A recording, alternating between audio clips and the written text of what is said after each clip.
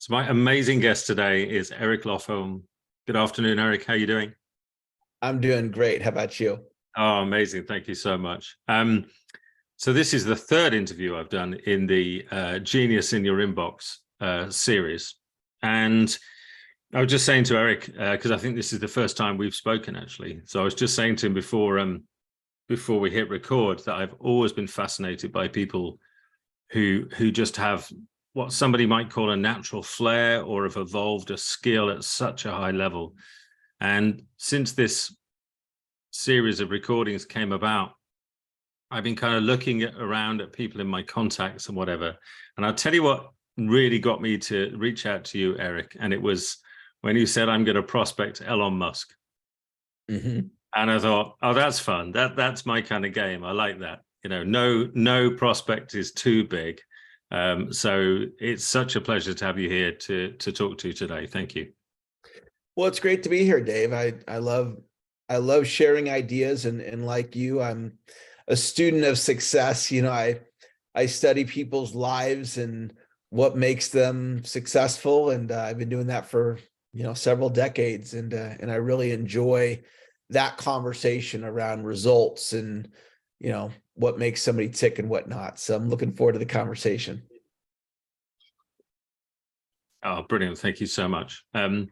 So I guess a good place to start would be, can you take us back? Like, where did this enthusiasm for selling come from? Can you remember? Is it something you've always had a fascination with, or how did it start? Yeah, I don't really know anybody that's like in high school thinking, I want to go into commission sales for my career. They should do. People should think that. It's good. So I think I, like so many people, just kind of drifted into sales. And I went to work for a very successful real estate investor in my early 20s named Dante Pirano. And I wanted to learn how to be a real estate investor. And so I thought, well, I'll work for a real estate investor, and that's how I'll learn. And he says, if you're going to work for me, you got to do sales. And I'm like, okay, whatever. Like, if he said, you got to work in the mailroom. All right, I'll work in the mailroom. You got to wash my truck every day. Whatever. I don't care. Whatever you need me to do. And so that's how I got into sales. It was a condition of working for Dante. And then I was introduced to this idea of a quota. And so you had to do the 10,000 a month in sales in order to keep your job. And I was his bottom producer my first year. And then I got into quota trouble because I wasn't hitting the minimum standard. So I was I've lost your sound. It could be me. Could be you. Let me just check. Bear with. Sure. Let's try that. Test again. All right. Check. One, That's two. okay. Yeah. Okay. No, I think I know what that was. That's all right. Don't worry. So I was put on quota probation and told I had one more month or I was out. Wow. So I met arguably the world's brightest sales mind, a man named Dr. Donald Moyne, who approached selling from a scientific standpoint. And so he wrote his PhD dissertation on what separates sales superstars from average salespeople, and he cracked the code on influence. And so I'm about to be fired, and I meet a living master. And so I start applying his ideas, and I hit the quota the next month by one sale. And then the next month after that, I became the top producer in the company because I had a skill set that not a whole lot of people on the planet had, because I was being mentored by. But you did that in 2 months. I went from quota probation to the top producer in 60 days. Wow, that's awesome, though. Yeah. So once I had that is some application of knowledge, isn't it? Come on. Yeah, it was. Once I understood, the science behind it, I just took off from there, and so that was how I ended up breaking through and selling. Wow, that's amazing. So can you give us a flavor of what I mean, like, because I think often when people, I think people are often scared of selling, for one thing, or they've got like a really It's funny when you said nobody goes to school and dreams of being a commission salesman. That really just made me laugh, because my passion from selling came from Sunday afternoon trips to the secondhand car dealers with my dad when I was a kid. Because where I grew up in rural Shropshire, there wasn't an awful lot going on at the weekends. So you had to kind of make your own fun. We both liked cars, so we used to go around, and my dad would kind of torture salesmen. That was like his pet hobby. So that's how I got like really, really fond of sales and influence. So that's amazing. So what was it like? You obviously had a frame from which you were working, like or a style, and then suddenly you come across a master. What shifted between the two, would you say? What were the most memorable things from that process? Well, what I learned from Dr. Moyne is that there are systems that anybody can implement that are Yeah. duplicatable.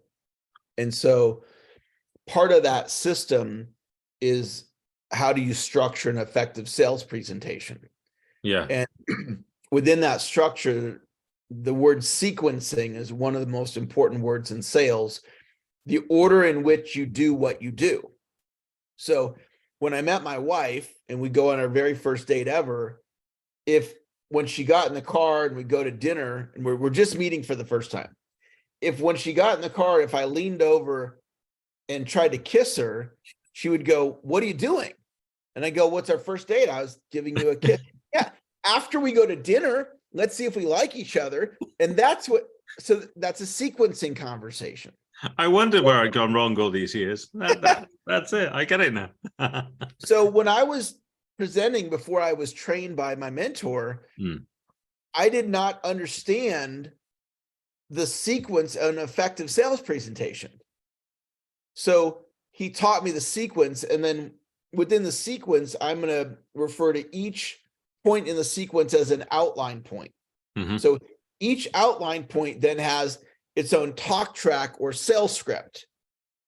So what I learned was that I could improve the quality of my words and get them in the proper order, and that an effective sales presentation was a repetitive presentation. So you're basically having the same conversation again and again and again and again and again and again and again. So if I take the time out to like really craft that conversation, and so I started doing that, and then I was making sale after sale after sale.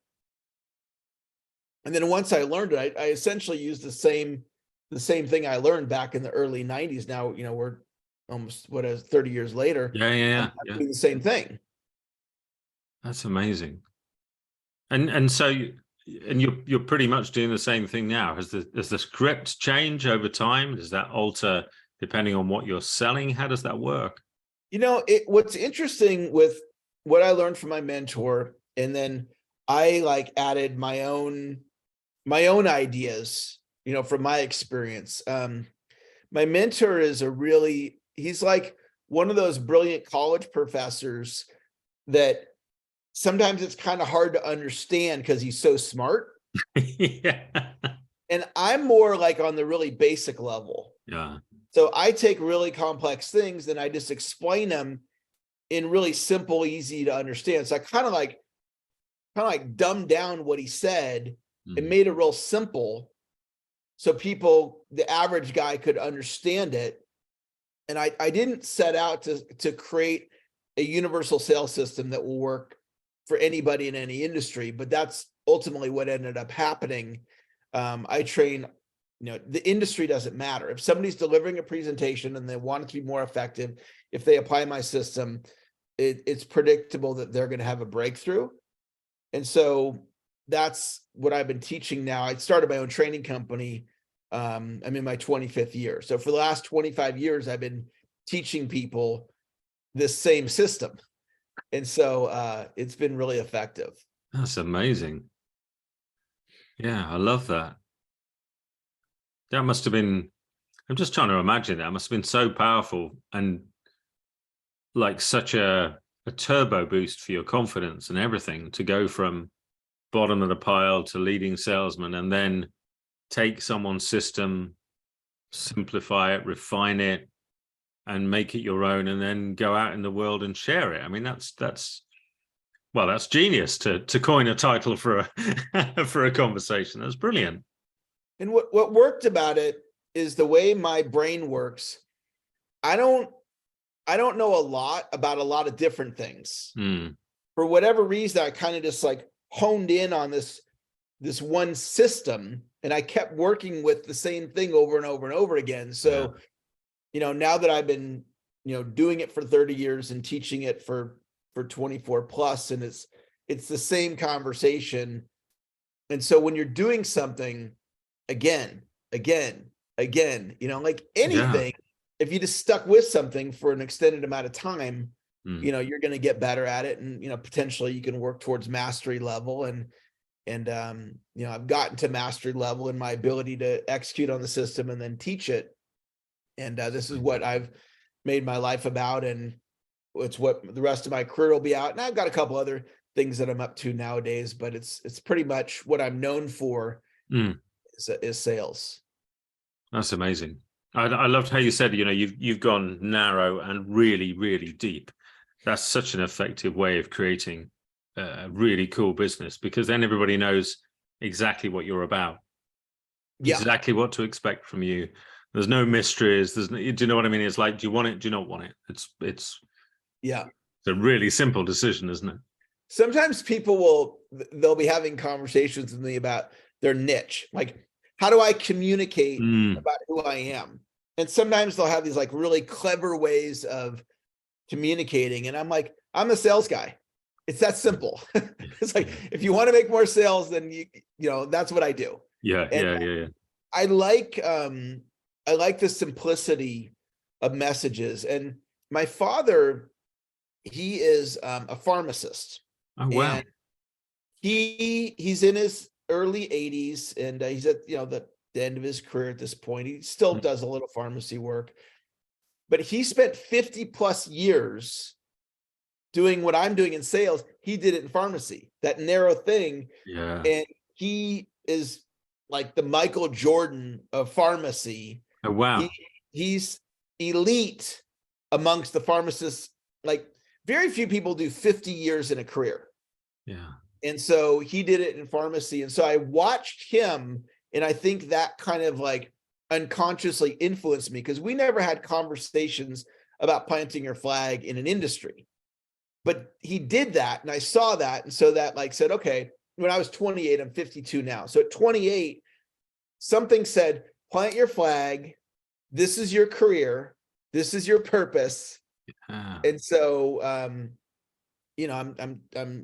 24 plus years into that vision, and that way of thinking and living into that idea has really served me. No, I can hear that. That's that is really powerful, because I think you're right.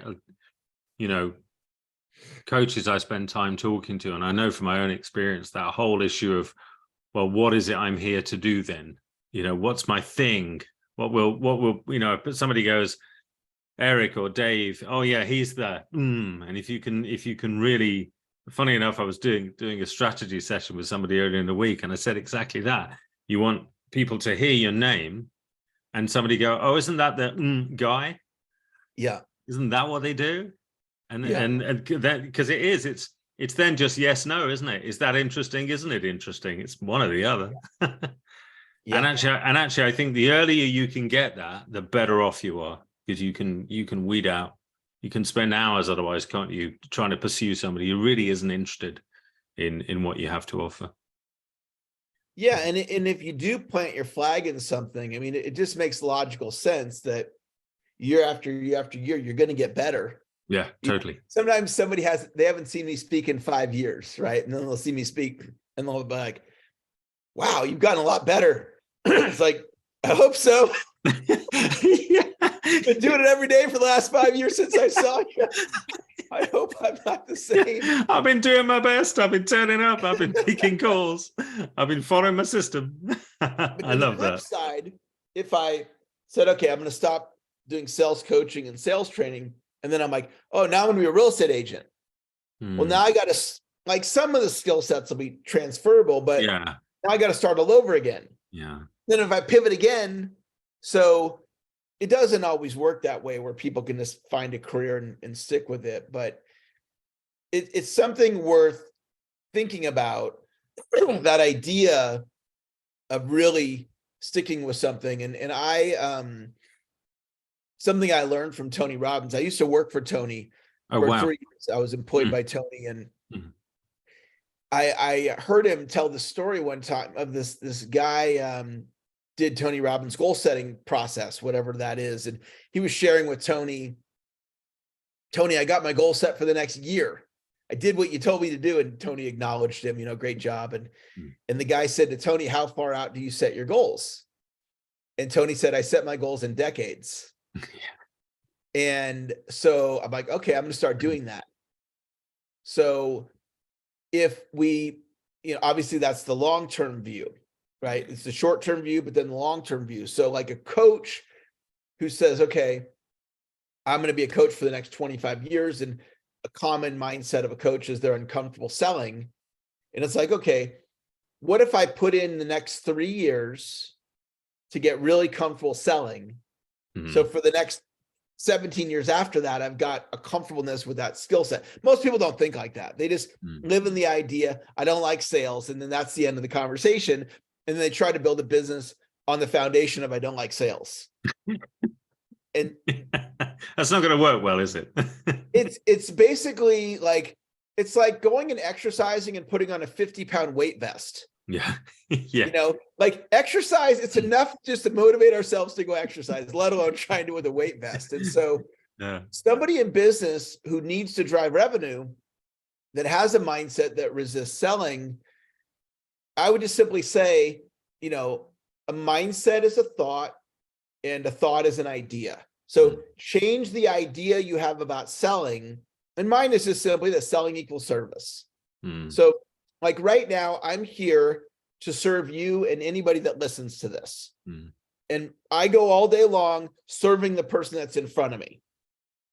Well, when I have my sales hat on, I still am serving.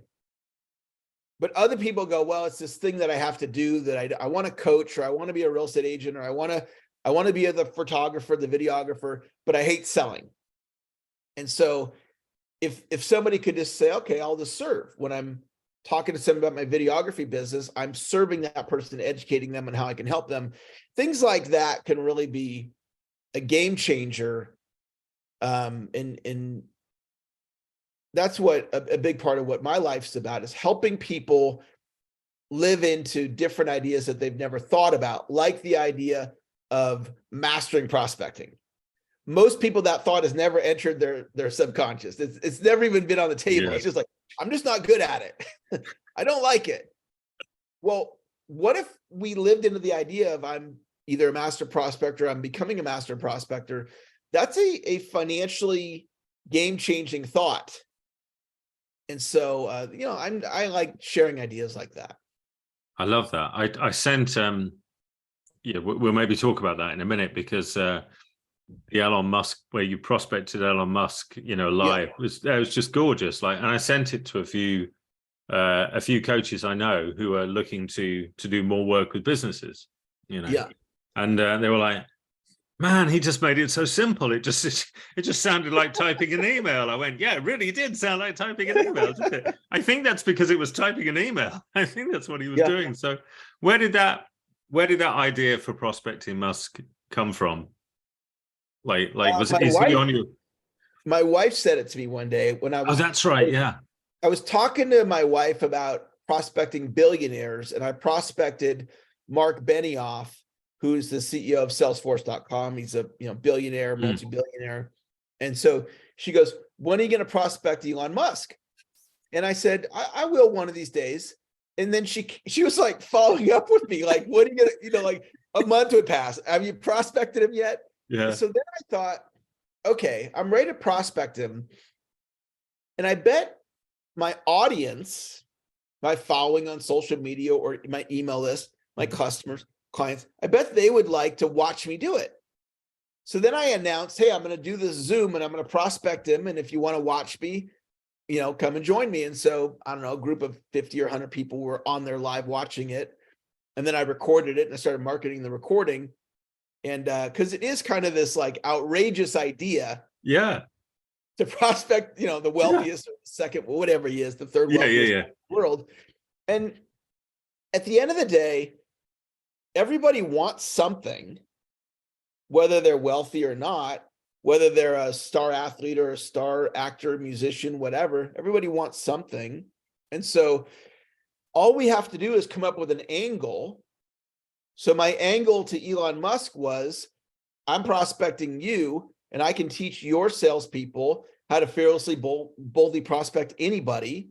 So if that's a benefit to your sales teams, let's have a conversation.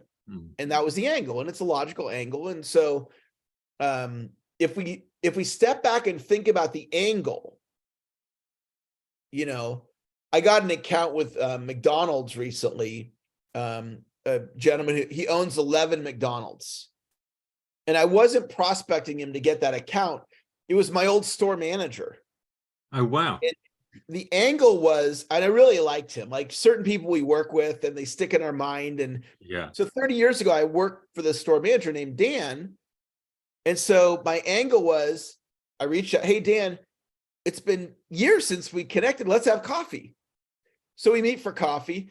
And last time we met, he was the store manager. So I said, you know, you still managing the store? And he goes, no, I own the store now. And I was like, oh, wow. Yeah, because actually, I own 11 stores. And I was like, oh, wow. You know, and so then he goes, I've been watching what you're doing on Facebook, and I like the motivational stuff you're doing. And I thought maybe you could come in and work with my store managers. So I got that account that just closed. And then I have a vision for the account. And this is a little sales thing that anybody listening could do.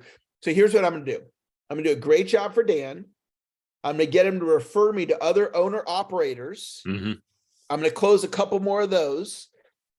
Then I'm going to get referred to McDonald's corporate and say, hey, this is what I'm doing for 3 of your owner operators. I'd like to become an approved business coach for McDonald's. I get their stamp of approval.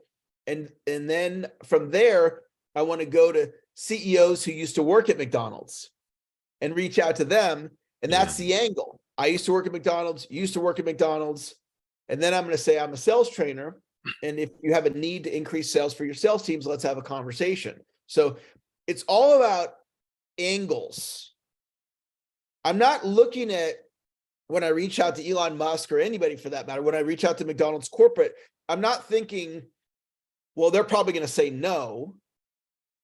I'm looking at the angle that I can present to them. So McDonald's corporate, I'm working with 3 of your owner operators, and these are the results that I'm getting, and they're happy with the results. And you likely have other owner operators that would benefit from knowing about me. And so I'll just present the benefit, and I'll let them decide. And if they say no, they say no, but it's not what they say. It's me doing my job. I'm going to focus on my job. I'm not going to focus on their response. And where people get tripped up is they're focusing on the other person's likely going to say no or reject them. So then they don't try. And it's a back what I was saying about a thought is an idea, and an idea can be changed. So instead of focusing on, oh, they're probably not going to want to work with me, forget that. Come up with an angle and present it. Come up with another angle with another person and present it. Come up with another angle and present it. Like you came up with an angle. That's why I'm here today. You're like, hey, I want to interview you. All right, cool. Sounds good. And here we are. If you want something, go get it. Right. Yeah, and completely. I that idea. Yeah. I'd forgotten I'd done that actually. Yeah. I think I wrote something about, something about watching the video and gave you some thoughts about what I'd learned or something. And then exactly. No, there was, I think you created this. Yeah. In many ways, I've been doing this for so long, like, because it was just a game when I was a kid, just playing with my dad really and finding out what we could get and, what the deals were. So, but I loved I love it because I love the systems and I love your thinking and how it works. Like I really, really relate to that. I think a lot of people watching this will. I can almost imagine it's almost like a family tree building of prospects and reasons and angles, as you say, looking at who I can talk to, what's the angle, what would serve them. But that point of service as well, it is just so interesting how really artful selling comes out of deep service, doesn't it? That's where it seems to originate to me.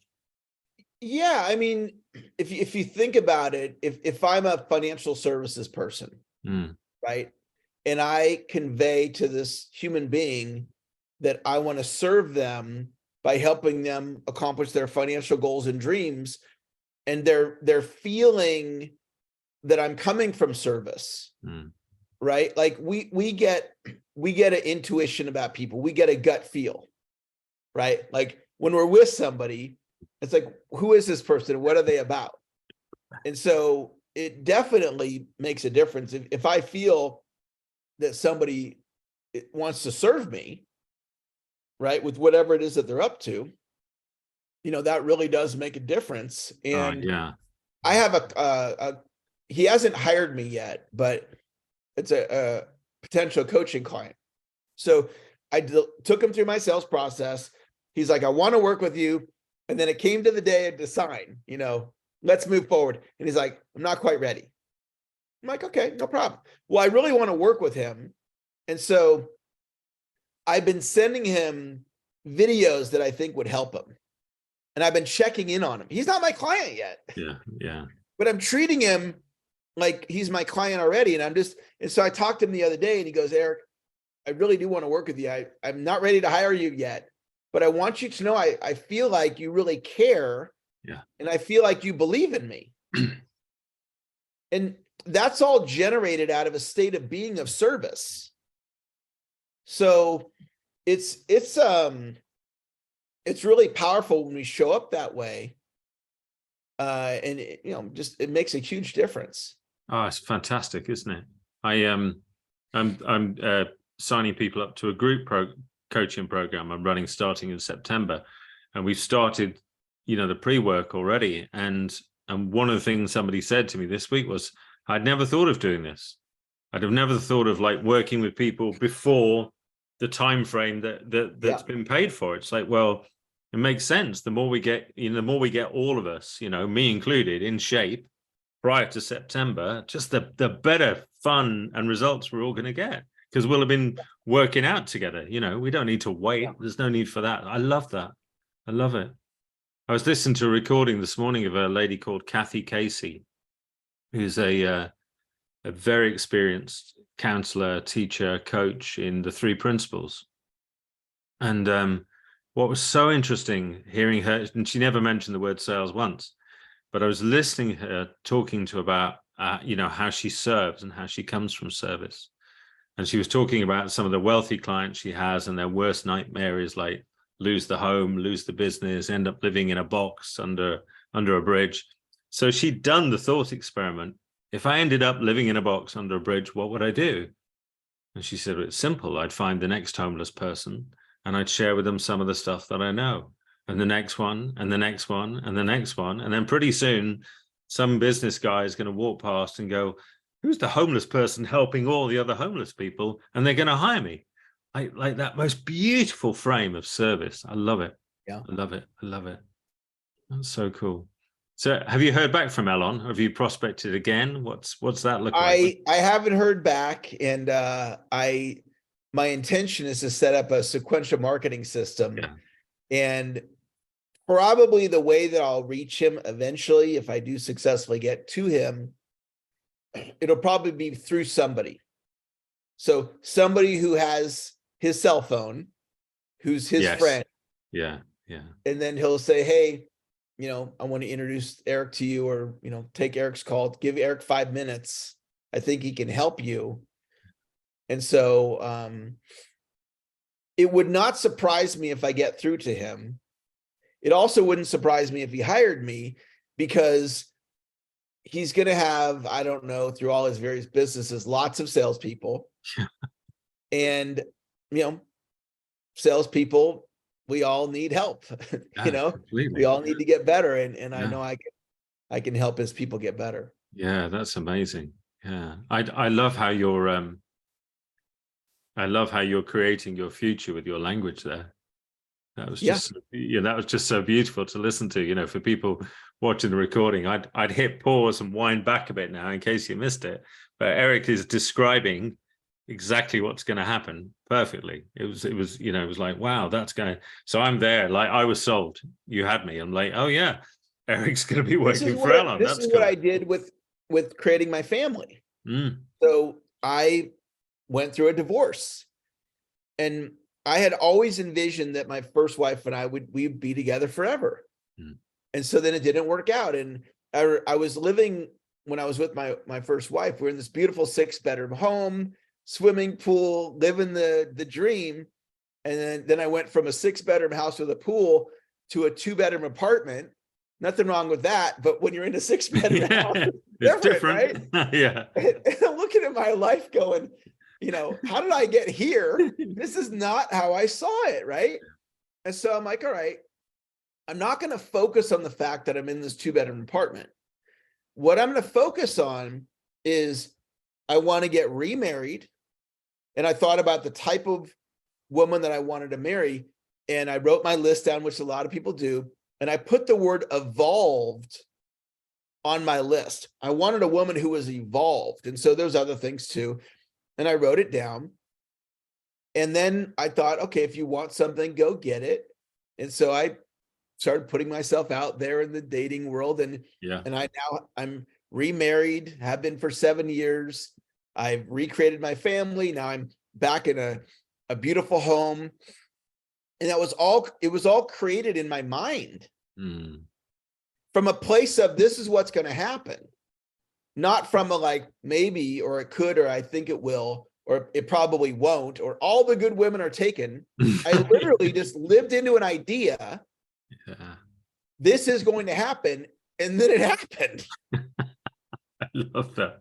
And I love when you said evolved, because, what I heard you say was essentially, your wife created you as the guy who was prospecting Elon Musk right now. Like she spoke that in, and you were like, okay, I'm into that then, and Yeah, that's beautiful to watch, isn't it? That's amazing. Well, it's really incredible to have a wife that creates me as, I'll read you a text she sent me. She was away on business and I was taking care of our kids, which includes 2 of her kids. Uh-huh. And so she said to me, this is I think it was yesterday. You're the best bonus dad anybody could ever hope for. Thank you. And so she's creating me as this extraordinary stepdad, which inspires me even more to live into that idea, to be the best stepdad that I can be for her daughters, right? Versus her sending me a text, complaining about me screwing up. Yeah. And my wife is so encouraging of me, which is a piece of our relationship that she's creating. Whereas somebody else, sometimes I'll, in a coaching call, talk to somebody, they'll tell me about their marriage, and the conversation is complaint. They're complaining about their spouse. So now they and their spouse are like living into this complaint. Yeah. It's, it's kind of an abstract idea what we're talking about here, but people occur for us the way we see them. Yeah. And if we see them as extraordinary, then that's how they show up. And if we see them for their faults, then that's how they show up, and they're the same person. It's it's amazing, isn't it? That recognition alone, right? If people watching the recording, like I'm soaking it in, but if people watching the recording got that, like they're creating you and I right now. Yeah. We're just here jiving away, doing a thing, getting to know each other, I'm loving it, hearing about your genius and selling and everything. And oh man, I'm reminiscing about going to secondhand car showrooms with my dad and all sorts of stuff going on. But the Yeah. people who are watching this recording are creating their own version of Eric and Dave and what this means for them and whether they can get anything from it, whether it will have an impact for them. They're creating that. And once you see that, man, does that change the world, doesn't it? Yeah. It's interesting. I remember when I first started doing seminars, and I would deliver information that can make people a lot of money. Yeah. So they'd come to my seminar, and sometimes people would complain about, we didn't have coffee. and it's like, you're focused on the fact that we didn't have coffee.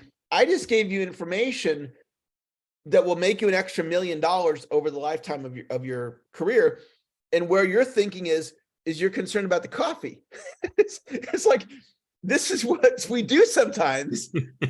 And it's just really interesting how things occur for us, and we get to decide in our mind how we want to create it. Right? Like I teach my students, today's a great day. Like, I'm creating today as a great day. It doesn't mean adversity is not going to show up, but just because adversity shows up doesn't mean it's not a great day. And so the other day I was had a corporate training, and I was late. I was 8 minutes late, and I could have walked in the door for this training that I was being compensated a nice amount for. Oh my gosh, I'm such an idiot. I can't believe I screwed up again. And I could have had that thinking and carried it all through the training. And instead of that, it's like, okay, I'm 8 minutes late. That's what's so, and I'm going to deliver an extraordinary training. Yeah. And I just let it go, and I delivered an extraordinary training. And so it's just interesting what we do in our own thinking and how that impacts our reality. Yeah, completely. I remember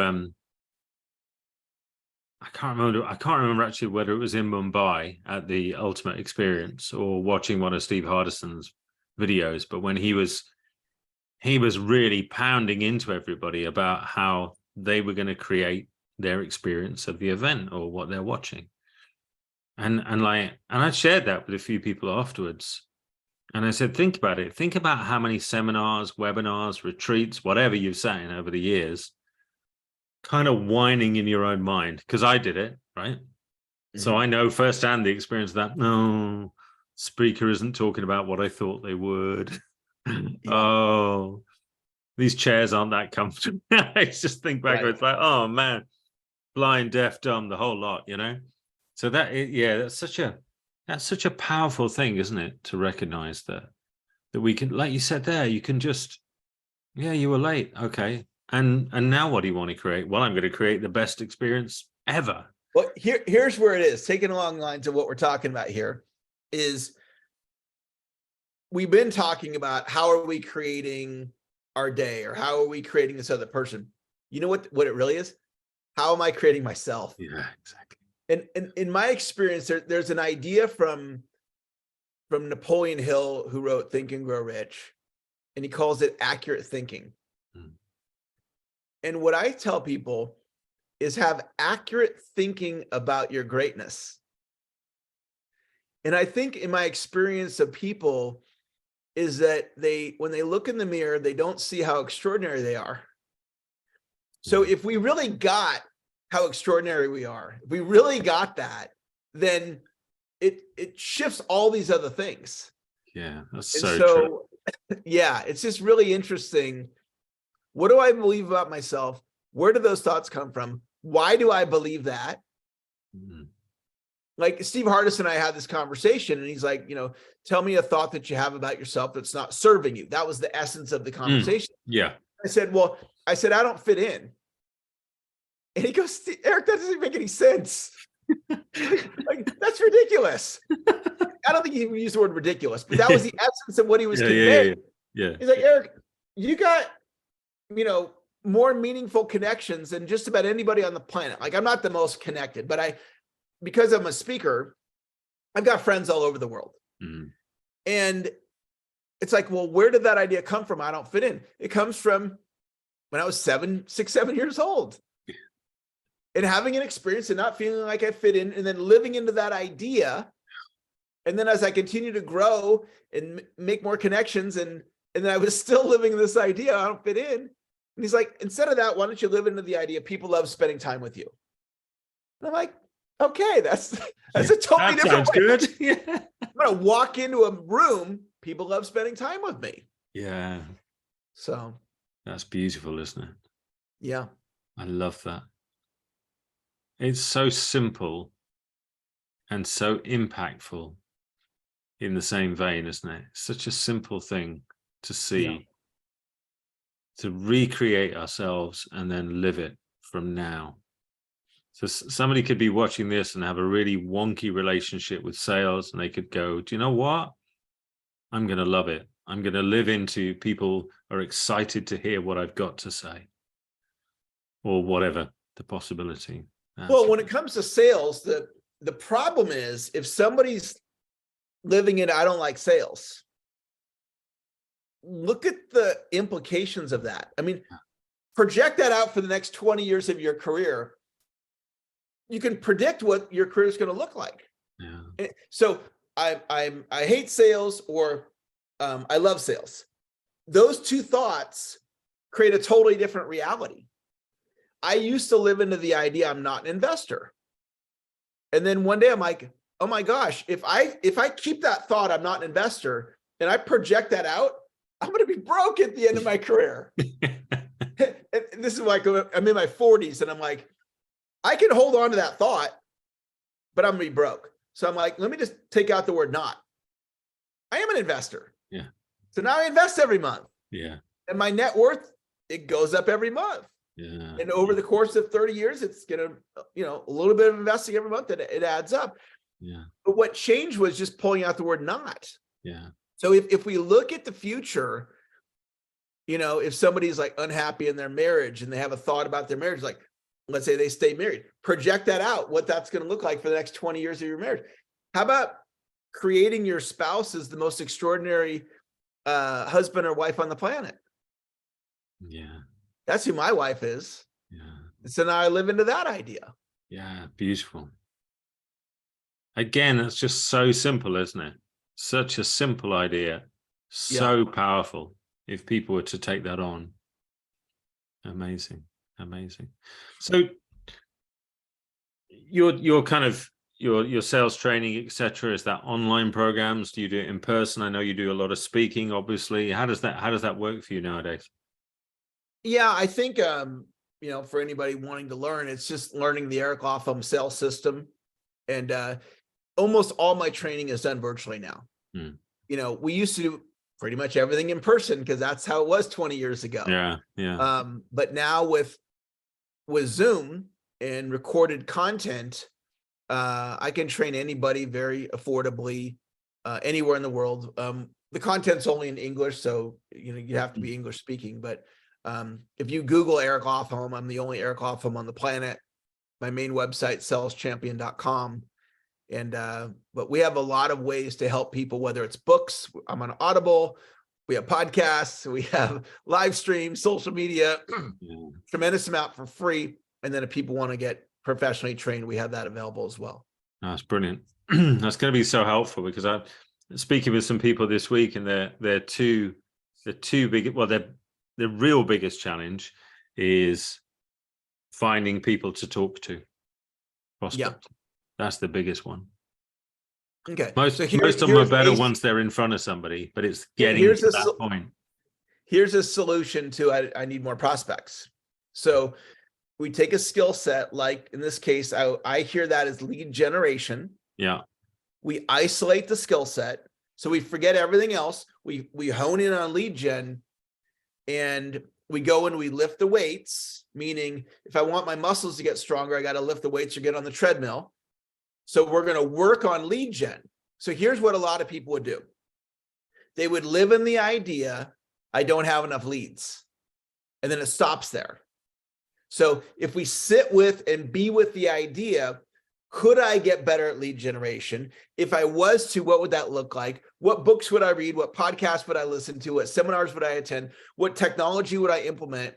And it's a whole different way of thinking about lead gen versus, I don't know enough people to prospect. Okay, I get that. Now let's solve it. Right? Let's work on the skill set.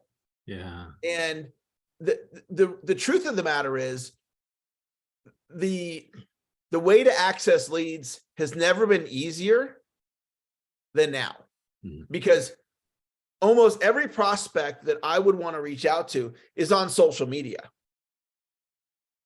And getting people's email address is pretty easy. I can buy data really inexpensively. So the information online, go Google search, and learning lead generation. I could go find 5 videos on YouTube in the next 20 minutes that I could study that would make me better. So it's really about, it's not where our skill set is now, it's what we can become. And so that would be how I would coach that person on lead gen. Yeah, it's wonderful. I think it's so important as well, because I think sometimes people don't see it as a skill lack, i.e. something that can be overcome and learned. They see it as, oh, there's something wrong with me then. Yeah. You know, I can't, and you know, fill in with whatever limiting beliefs from the age of 6 or 7. I'm not very sociable. I'm not confident enough. And it's like, nah, probably you just, you know, like, if you put me on a tennis court, I'd struggle. My forehand isn't great, you know, but it's not that I'm not a confident tennis player. It's my forehand's a bit crap, and having some tennis lessons would help with that. You know, that's all it is. So I love that. I love you said earlier on about, you know, your skill and the way you think about making complex things really simple. Yeah. And I just really heard it again there, you know, the isolating, the lead gen, the analogy with the gym. I was in the gym this morning, so that sticks. I can still feel the weights from doing that. It's just so powerful, isn't it, to see it that simply and then just break it down and work on it. Yeah. And if we live in the idea, like a lot of people think, well, I'm not a born salesperson. Well, that's a very financially costly thought, because what's implied there is I can't get good at it. Yeah. And that's not true, in my experience. Yeah. A lot of people live in the idea, I'm not good with technology. It's like, look, you and I weren't born with Zoom. Zoom's a thing from the last few years. Yeah. Like us being on video right now, when Zoom came around, I was like, I'm used to talking to people on the phone. You know, I'm not used to like having a conversation like you and I, Dave. We would talk on the phone back in the day. Now we got to talk on video. I was really uncomfortable doing video calls in the beginning. And now it didn't even enter my thought process. Oh my gosh, I got to be on video. Like it's just what we do now. Yeah, exactly. So you work with these things, whether it's technology, social media, prospecting, closing, sales. But I think a lot of people just live in an idea. I'm not good at sales, not good at closing. I don't like prospecting, don't like myself on video. I'm not good at this. And if we just ditch all that and isolate skill sets and realize I can become good. I believe I could help anybody master prospecting if they really look. It would take a lot of work, but it's possible that somebody could master prospecting if they really wanted to. But see, most people don't think like that. They just live in the idea of I'm not good at it, I don't like it, I hate it. And then there's your reality. Yeah, exactly. And then you get to go, told you so to yourself every day, because that's what you've created, you know, overlooking the fact that you've created it. Yeah. And there's something you could do about it. That's just so brilliant. I love it. I love it. Man, what an awesome conversation. I just knew you just get a feeling for people who are just going to be so interesting and so generous in their sharing and whatever. That's I know this has helped me loads. I know it's going to help a lot of people. So it's amazing. Thank you so much. You're welcome. Yeah, brilliant. Great. Thanks, Eric. You're welcome, Dave.